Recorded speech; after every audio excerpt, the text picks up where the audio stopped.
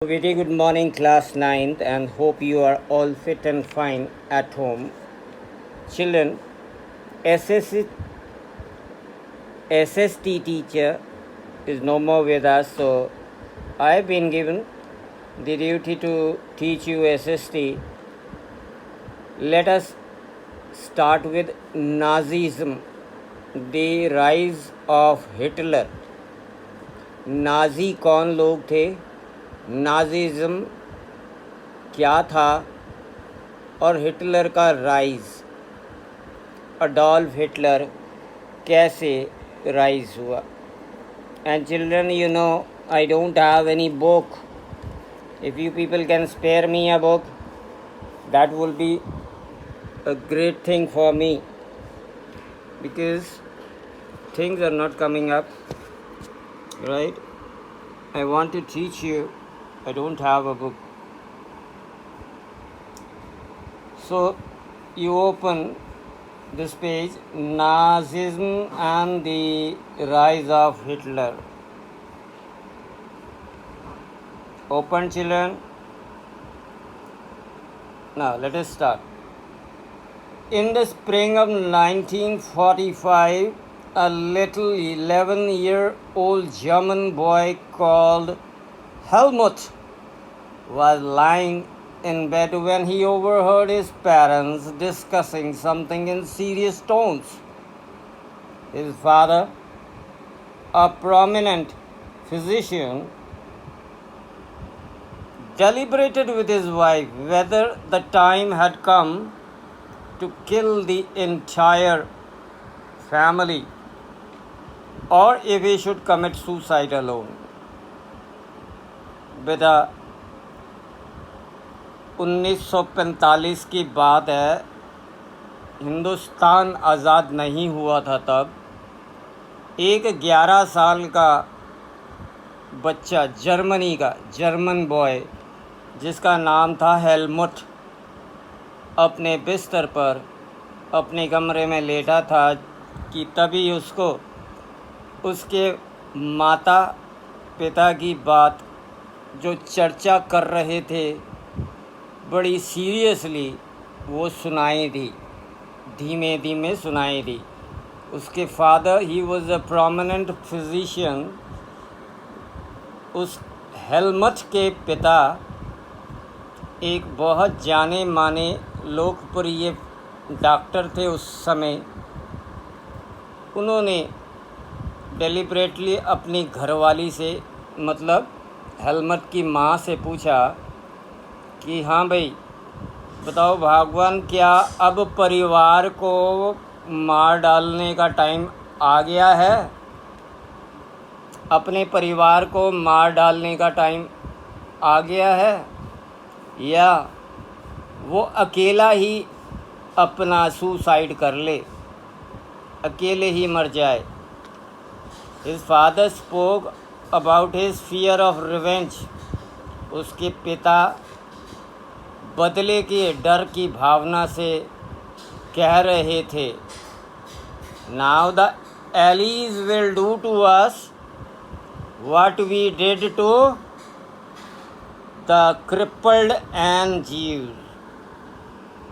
ये physician father Helmont को जो सुनाई दिया, उसकी माता के साथ बात कर रहा था कि भाई चलो अब पूरा परिवार का ख़त्म होने का टाइम आ गया है या नहीं, या मैं अपने आप को खुद ही ख़त्म कर लूँ, सुसाइड कर लूँ, क्योंकि बदला लेने का समय एलीज़ का आ गया है.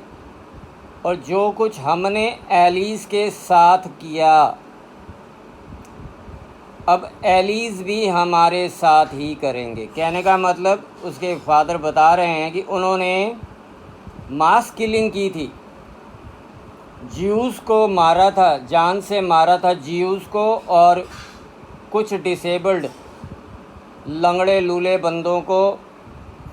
एक बहुत बड़ी जेनोसाइड हुई थी. जेनोसाइड कहते हैं एक बहुत बड़े ग्रुप को जान से मार देना. तो एलीज अब अपना रिवेंज ज़रूर लेंगे। और ये घबराया हुआ था, डरा हुआ था फिजिशियन। हेलमेट सारी बात सुन रहा था और ये कह रहा था कि भाई क्या अब हम अपने आप को ख़त्म कर लें, परिवार को ख़त्म कर लें। द नेक्स्ट डे ही took Helmut to the woods. खैर उसमें ये नहीं बताया कि माता ने क्या जवाब दिया। अगले दिन हेलमेट को लेकर पिता जंगल में चला गया, जंगल गया, जहाँ उन्होंने आखिरी समय बहुत अच्छी तरह बिताया। बच्चों ने गाना गाया, डांस वांस किया, सिंगिंग हुई, ठीक है, पुराने गाने चले, आपस में मौज मस्ती की। Later Helmut's father shot himself in his office. तो हेलमेट के पिता ने हेलमेट को खूब घुमाया फिराया, लास्ट अपना समय उसके साथ बिताया, अपने ऑफिस में आकर अपनी बंदूक से अपने आप को गोली मार ली, अपना सुसाइड कर लिया। Helmet remembers that he saw his father's bloody uniform being burnt in the family fireplace. Helmet छोटा सा था, 11 साल की उम्र का, लेकिन उसको याद है कि उसके पिता यूनिफॉर्म में थे, खून से लथपथ हो रखे थे और उनकी लाश को क्रिमेट किया जा रहा था, जलाया जा रहा। सो ट्रॉमेटाइज्ड वाज ही, इतना परेशान, इतना ट्रॉमेटाइज हो गया, इतना परेशान हो गया by what he had overheard what had happened. अब ये क्या बन गया, पिताजी भी ख़त्म हो गए, अब क्या होगा। और पिताजी ने जो बात कही थी उसके कान में गूंज रही थी, that he reacted by refusing to eat at home for the time 9 years. He was afraid that his mother might poison him. अब बच्चा हेलमेट जो था डरा डरा रहने लगा, क्योंकि उसके पिता के शब्द उसके कान में गूंज रहे थे कि अब समय आ गया है क्या पूरे परिवार को ख़त्म करने का, या मैं अपने आप को ख़त्म कर लूँ। ठीक है, उसने, फिजिशियन ने अपने आप को ख़त्म कर लिया। अब इस बच्चे को डर था हेलमेट को कि कहीं उसकी माँ उसको जहर ना दे दे। Although Helmut may not have realised all that it meant, लेकिन शायद उसको महसूस नहीं हुआ कि इसका मतलब क्या है सारे का। His father had been a Nazi and a supporter of Adolf Hitler. यहाँ से शुरू हो बात होती है आपकी लेसन की, ध्यान दीजिए। उसके पिता एक नाज़ी थे, फिजिशियन डॉक्टर हेलमेट का पिता एक नाज़ी था और अडोल्फ हिटलर जो जर्मनी का राजा था उसका सपोर्टर था, अनुयायी था, उसको सपोर्ट करता था। Many of you know something about the Nazis and Hitler. शायद आपने 8th क्लास में थोड़ा बहुत पढ़ा हो, इतिहास में आपने नाम सुना हो हिटलर के बारे में और नाजीज़ के बारे में। नहीं तो अब 9th में पढ़ेंगे हम, राइट। एक कॉम्ब थी, you probably know of Hitler's determination to make Germany into a mighty power and his ambition of conquering all of Europe.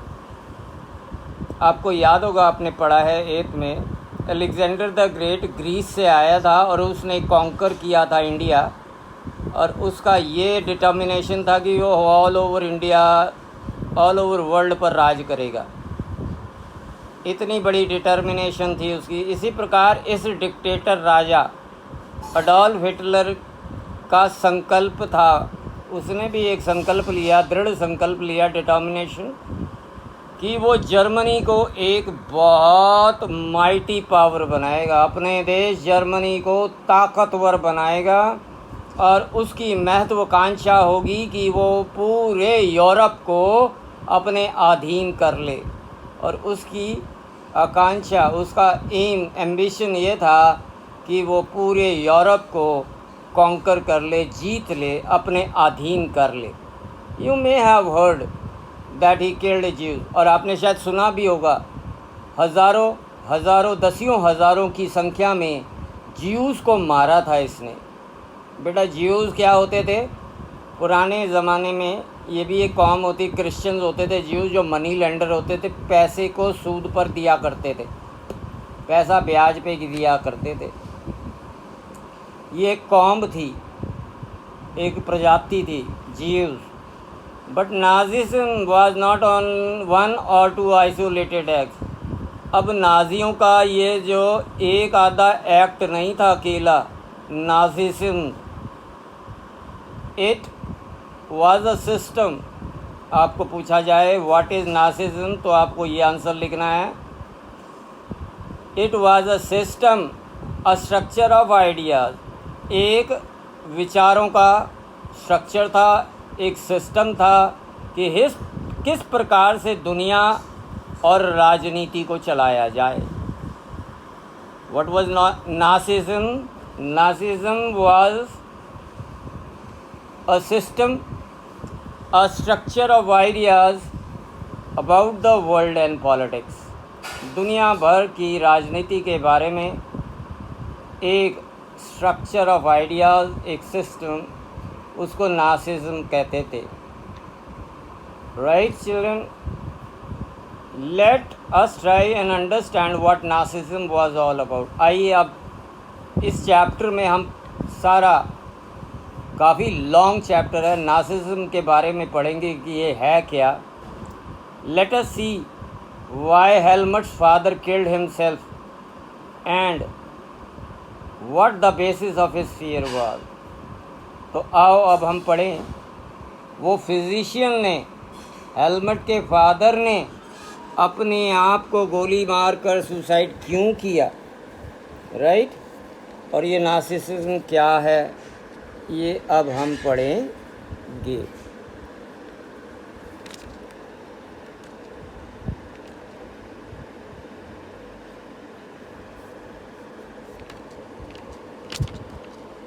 In May 1945, Germany surrendered to the Allies। बेटा एक थोड़ी सी पहले है ना, आपको बता दूं मैं, एक होती थी एक्सिस पावर्स। क्या होती थी? एक नाम याद करो, एक्सिस पावर्स।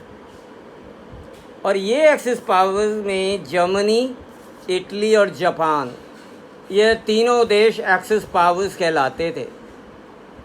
और अभी आपको बताया जो उसके पिता का डर था कि वो बदला लेंगे, वो थे एलीज़, अलायंस से बना वर्ड एलीज़।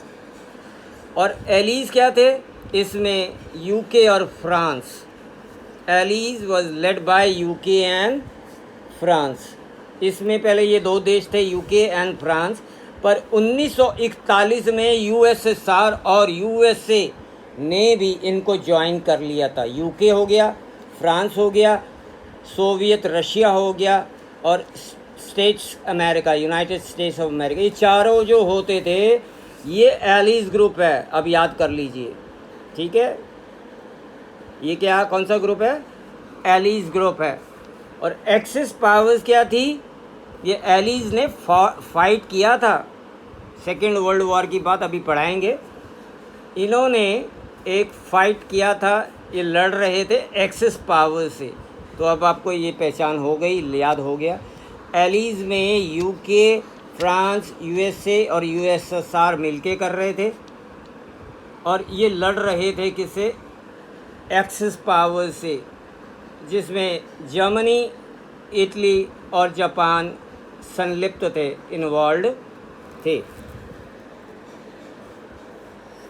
तो 1945 में जर्मनी ने सरेंडर कर दिया एलीज़ के सामने।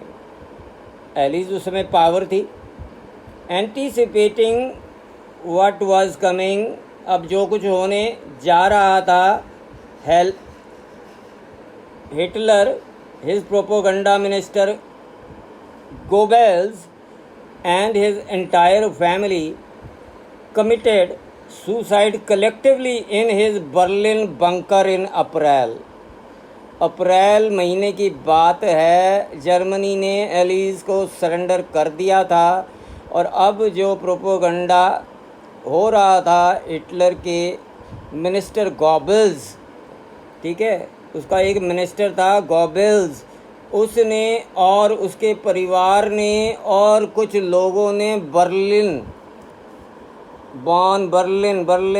जर्मनी में ही है, एक बंकर में अपने आप को कट्ठे गोलियां मार ली, एक कलेक्टिव सुसाइड कर लिया गोबेल्स और उसके परिवार ने। At the end of war an international military tribunal at Nuremberg was set up to prosecute Nazi war criminals for crimes against peace। और जब ऐसा हुआ, अंत में वॉर की इंटरनेशनल मिलिट्री ट्रिब्यूनल जो कि नट्रेमबर्ग में थी, उन्होंने आदेश जारी किया कि नाज़ी वॉर क्रिमिनल्स को उनके क्राइम्स के लिए शांति भंग क्राइम करने के आरोप में प्रोसिक्यूट किया जाए, पकड़ा जाए। For war crimes and crimes against humanity, ये एक प्रकार से इंसानियत के अगेंस्ट भी जुर्म थे। Crime against humanity Germany's conduct during the war, specially those actions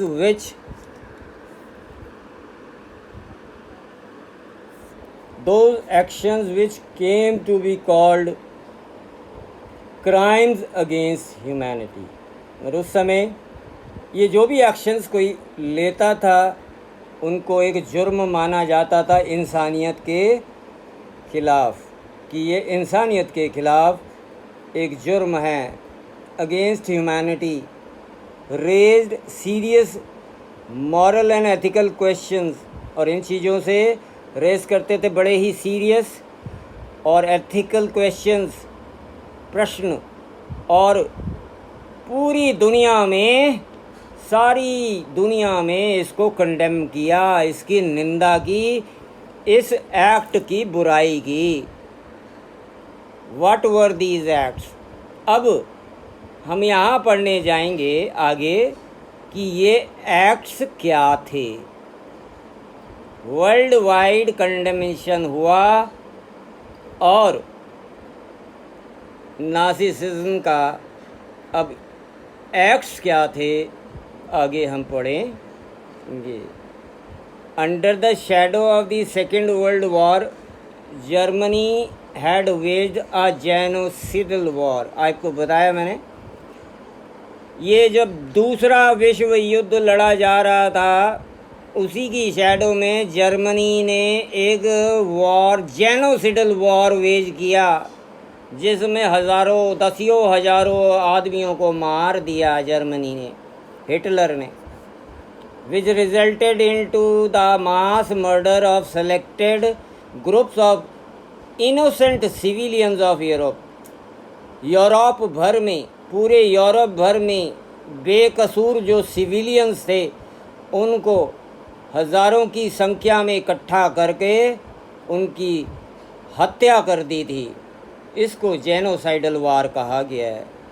the number of people killed included 6 million Jews. याद कर लो, इस जेनोसाइडल वार में 6 मिलियन ज्यूज़ मारा, 2 लाख जिप्सीज मारे, 1 मिलियन पोलिश सिविलियंस, पोलैंड के रहने वाले जो नागरिक थे करीबन 1 मिलियन, वो मार डाले।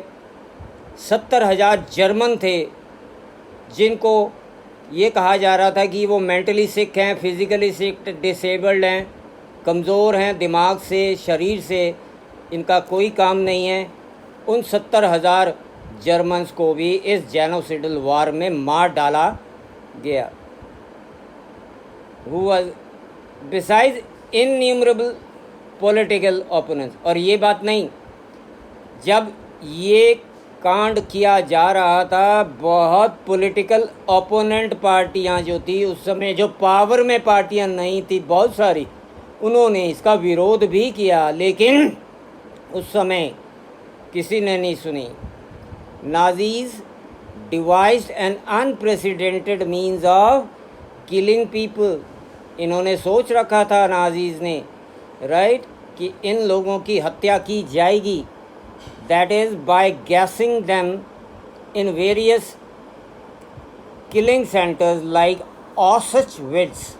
तो वहाँ पर जिस तरह जानवर को मारने के लिए एक स्लॉटर हाउस होता है, उस ज़माने में आदमियों को, इंसानों को गैस किया जाता था, जलाया जाता था, मारा जाता था, काटा जाता था, और उसका सेंटर था ऑस्चविट्स। तो बहुत सारे ऑस्चविट्स में मारे गए। The Nuremberg tribunal sentenced only 11 leading Nazis to death. लेकिन न्यूरमबर्ग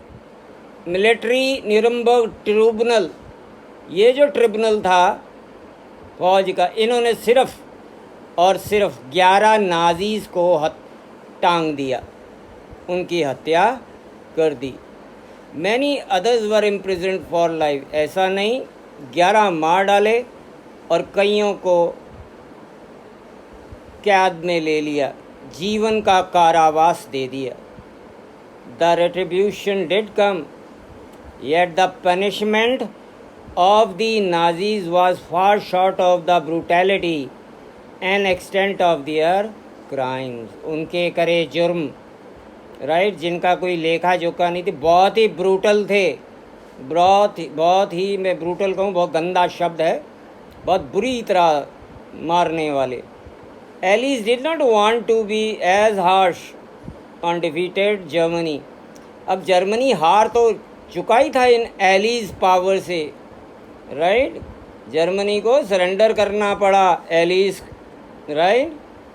एलीज नहीं चाहते थे कि कोई हार्श ट्रीटमेंट हारे हुए जर्मनी पे किया जाए, as they had been after the First World War. पहले वर्ल्ड वॉर के बाद भी, बहुत पहले की बात है, फर्स्ट वर्ल्ड वॉर फॉट हुआ था, उसमें भी जर्मनी के बहुत सारी जनता फर्स्ट वर्ल्ड वॉर में भी मारी गई थी। So children, I have taught you 2 pages lengthy. I will have to first see that I get a book, because it is very difficult for me to teach you like this. See, with the help of mobile, I got this clicks from someone, right, from a child, and I am explaining you from them. It does not look good also, and it is a problem for me also. So I will arrange the books. I need the books. If any of the child can help me out, if any child have second hand books of SST with him or her, please confirm, please tell me, so that I am able to teach you well. And I hope children you have understood these 2 pages। मैं आशा करता हूँ कि आपको ये 2 पृष्ठ जो मैंने Nazis के चैप्टर के शुरू किया है, अच्छे से समझ आ गए होंगे। समझ आने का बेटा मतलब है, इसको साथ के साथ ही दोनों पेजों को एक बार फिर रीड कीजिए, वीडियो को दोबारा सुनिए, राइट, और टाइम मिले तो अगले दो पेजेस भी पढ़ के रखिए। Thank you and have a very nice day।